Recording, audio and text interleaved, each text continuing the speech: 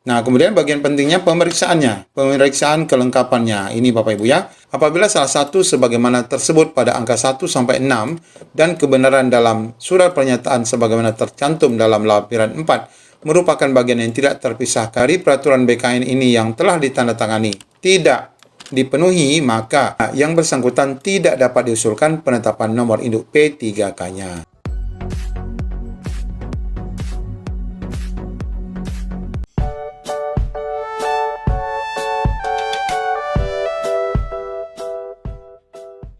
Assalamualaikum warahmatullahi wabarakatuh. Di video kali ini kami akan menunjukkan bocoran bahwa hanya 6 berkas utama saja yang nanti akan diperiksa oleh BKN saat Bapak Ibu mengisi daftar riwayat hidup.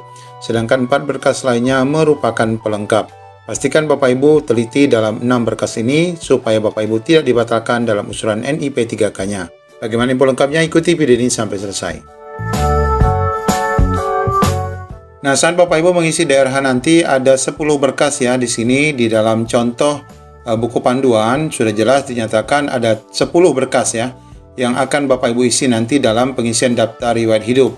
Ini adalah tombol untuk cetak DRH pribadi ataupun DRH perorangan. Ini tombol cetak untuk DRH riwayat.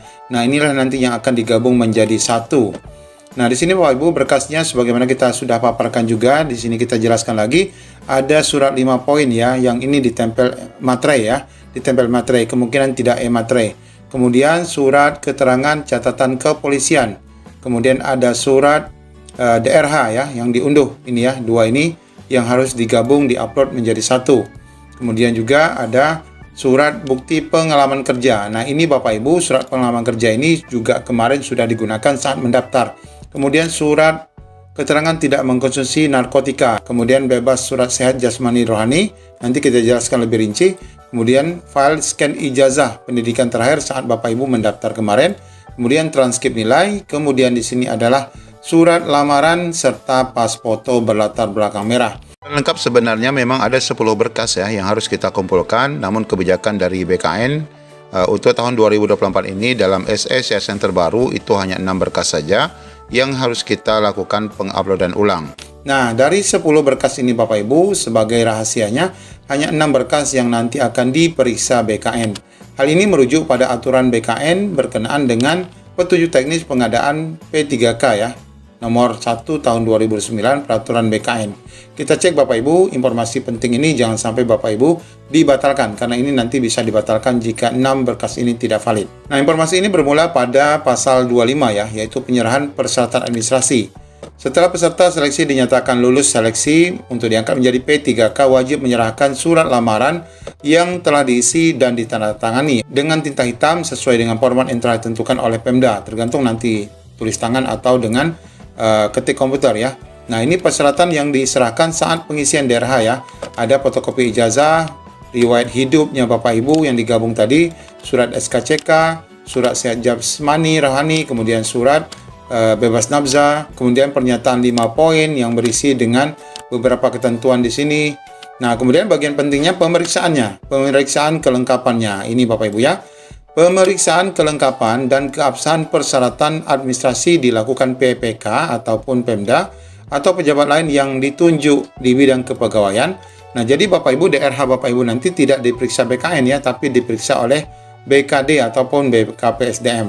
Nah, sebagaimana kita ketahui, penerimaan berkas nanti akan dilakukan sesuai jadwal ya. Nah, kemudian penelitian kelengkapan berkas persyaratan administrasi dan keabsahannya dilakukan sesuai dengan ketentuan yang berlaku mengenai, nah ini ya, keabsahan surat lamaran dengan ketentuan. Diisi sesuai dengan format yang telah ditentukan oleh Panitia Seleksi Nasional Pengadaan P3K.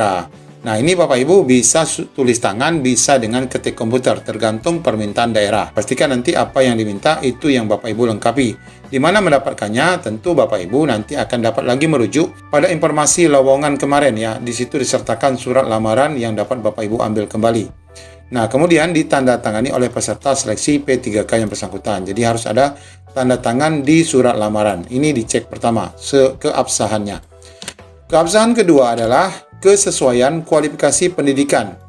Surat tanda tamat belajar. Nah, ini Bapak Ibu adalah STTB ataupun ijazah Bapak Ibu yang akan diperiksa. Di mana ketentuannya adalah ijazah Bapak Ibu sudah terakreditasi ya oleh lembaga yang berwenang. Kalau Bapak Ibu lulusan luar negeri, ini juga harus diakui oleh Kementerian Pendidikan. Kemudian keabsahan ketiga Bapak Ibu adalah kebenaran data dalam riwayat hidup Bapak Ibu sendiri. Nah ya, jadi dalam mengisi daftar riwayat hidup tadi itu harus benar-benar nyata dengan ketentuan paling kurang data yang telah ditulis sesuai dengan ijazah Bapak Ibu, surat pernyataan Bapak Ibu, dan data lain sebagaimana yang telah dipersyaratkan. Jadi Bapak Ibu dalam pengisian daftar riwayat hidup itu juga harus benar-benar nyata dan jujur. Kemudian keabsahan surat keempat yang diperiksa adalah keabsahan surat keterangan catatan kepolisian dengan ketentuan sebagai berikut. Nah ini pastikan diterbitkan oleh Kepolisian Negara Indonesia. Ini pasti ya, berarti di kantor polisi. Nah banyak pertanyaan apakah bisa mengurus SKCK di luar daerah. Ini tergantung kantor kepolisiannya. Kalau mereka bersedia untuk mengurus, maka itu dapat diterima. Intinya ini adalah di kantor polisi. Namun ada juga kepolisian yang meminta Bapak Ibu melampirkan surat domisili ya, kalau Bapak Ibu berada dari luar daerah. Kemudian surat keterangan kepolisian itu masih berlaku sampai dengan jangka waktu yang ditentukan. Nah ini pengurusannya minimal 6 bulan ya. Bapak Ibu mengurus SKCK ini minimal 6 bulan, sehingga dapat digunakan kembali untuk keperluannya sebagaimana diperuntukkan ya. Untuk P3K ini bisa dengan nama pemberkasan NIP 3K atau persyaratan untuk pengusulan NIP P3K. Itu tergantung dari permintaan daerah ataupun secara umum adalah untuk ketentuan pemberkasan NIP 3K. Keabsahan kelima adalah keabsahan surat keterangan sehat jasmani dan rohani. Nah, ketentuannya apa? Dokter yang berstatus PNS. Apa ciri-cirinya? Pasti ada NIP di bawahnya. Kemudian dokter yang bekerja pada unit pelayanan kesehatan pemerintah. Ini banyak yang bertanya apakah puskesmas itu nanti dibenarkan? Sebenarnya boleh saja Bapak Ibu. Namun alangkah baiknya adalah di rumah sakit. Nah, berapa biayanya?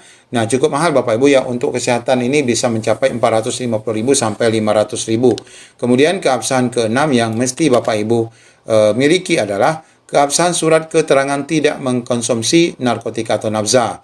Ketentuannya apa? Juga ditandatangani oleh dokter pelayanan kesehatan pemerintah. Nah, kemudian pejabat berwenang dari badan lembaga yang diberikan kewenangan untuk menguji zat narkotika ataupun narkoba dimaksud. Ini boleh di BNN. Nah, ini boleh di rumah sakit yang sama dengan Bapak Ibu mengurus surat sehat. Kemudian boleh juga di BNN. Kemudian biayanya ini lebih murah dari surat sehat.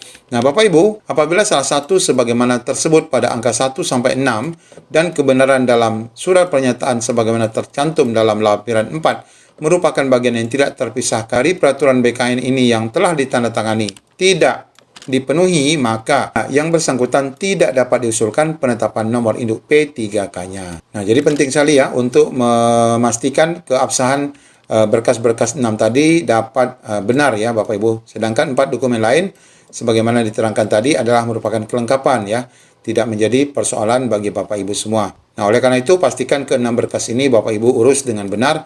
Jangan sampai ada rencana Bapak Ibu untuk memanipulasi data yang nanti Bapak Ibu akan isi dalam pengisian DRH di laman akun masing-masing Bapak Ibu. Demikian informasi yang dapat kami sampaikan. Semoga bermanfaat. Assalamualaikum warahmatullahi wabarakatuh.